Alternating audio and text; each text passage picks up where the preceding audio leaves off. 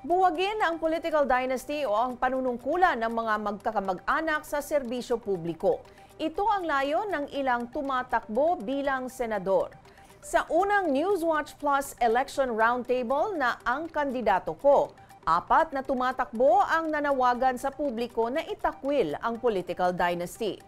Ayon sa Makabayan Coalition candidates na sina dating mambabatas Liza Maza at Transport Leader Modi Floranda, mga katulad nilang mula sa mga sektor ang nag-aadvokasya ng mga pangangailangan ng mamamayan. So sa pinungland reform, hindi ito sinusulong ng mga dinastiya at hindi ito sinusulong ng mga mayayamang mga politiko, kundi ang nagsusulong lamang nito yung galing mismo sa sektor ng mga magsasaka. Ang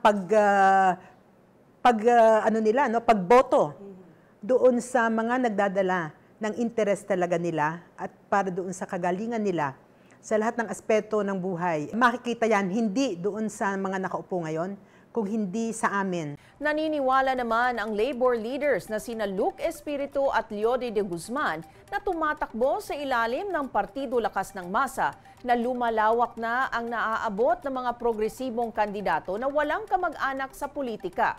At makikita nila ito sa mga surveys sa mga paaralan kung saan halos di pumapasok ang pambato ng political dynasties. The rule of the political dynasties, hindi na yan ang challenge sa ngayon.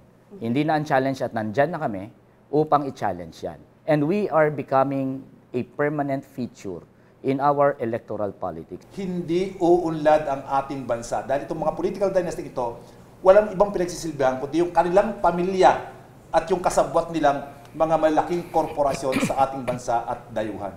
Abangan ang buong episode ng Ang Kandidato Ko sa social media accounts ng Newswatch Plus.